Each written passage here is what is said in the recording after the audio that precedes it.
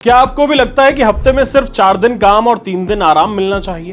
तो ये कोई हवाई बात नहीं है, ये सच होने के बहुत करीब है। आजकल सोशल मीडिया से लेकर कॉर्पोरेट ऑफिस तक नए लेबर कोड्स को लेकर चर्चा हो रही है। सवाल उठ रहे हैं कि क्या भारत में 4 डे वर्किंग वीक लागू हो गया है? तो इस वीडियो में हम आपको बताएंगे कि सरकार के नए लेबर कानून क्या कहते हैं। साथ ही ये भी बताएंगे कि आपकी सैलरी, छुट्टी और ऑफिस लाइफ किस तरह पूरी तरह बदलने वाली है।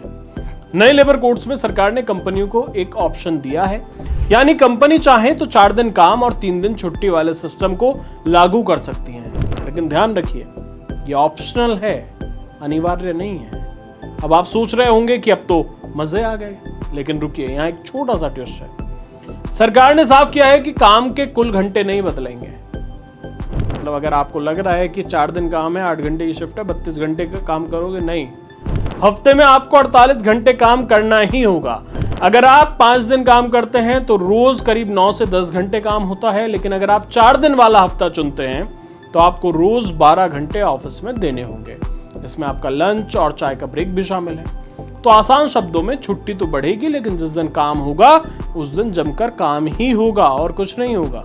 इसके साथ ही एक अच्छी खबर भी आपके लिए। अक्सर ऐसा होता है कि शिफ्ट खत्म होने के बाद बॉस कोई छोटा सा काम पकड़ा देता है और आप आधा 1 घंटा अक्सर रुक जाते हैं। पहले कंपनियां इसे इग्नोर कर देती थी, लेकिन अब ऐसा करना गैर कानूनी होगा। नए नियमों के मुताबिक अगर आप तय समय से ज्यादा काम करते हैं तो कंपनी आपको डबल सैलरी देगी। मतलब 1 घंटे के एक्स्ट्रा काम के बदले 2 घंटे के बराबर आपको पैसे मिलेंगे।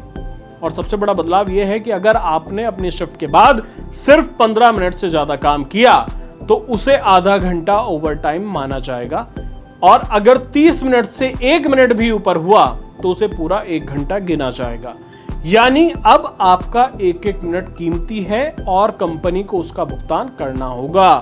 लेकिन इसका मतलब ये नहीं है कि कंपनी आपसे जितना चाहे उतना ओवरटाइम करा ले, या आप सोचे कि मैं बहुत सारा ओवरटाइम कर लूं। ऐसा नहीं है, ऐसा कंपनी नहीं करा सकती।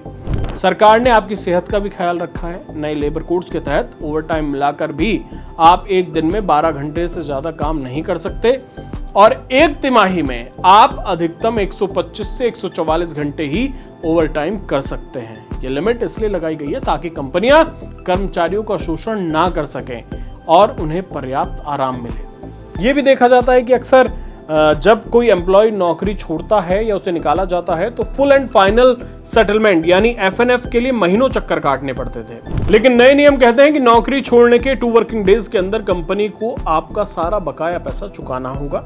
इसमें आपकी सैलरी, ओवरटाइम और बाकी सारे अलाउंसेस भी शामिल होंगे। सरकार ने 29 पुराने कानूनों को समेटकर ये 4 कोड्स बनाए हैं ताकि ऑफिस कल्चर बेहतर और ट्रांसपेरेंट हो सके। केंद्र सरकार से इसे हरी झंडी मिल गई है, लेकिन लेबर राज्यों का भी विषय है, इसलिए अलग अलग राज्य अपने नियम बना रहे हैं और उम्मीद है कि जल्द ही ये पूरे देश में लागू हो जाएगा। तो आपको क्या लगता है कि इससे आपका कुछ भविष्य बदलेगा, आपका लाइफ स्टाइल, ऑफिस लाइफ कुछ बदल जाएगी? कमेंट करके जरूर बताएं। धन्यवाद।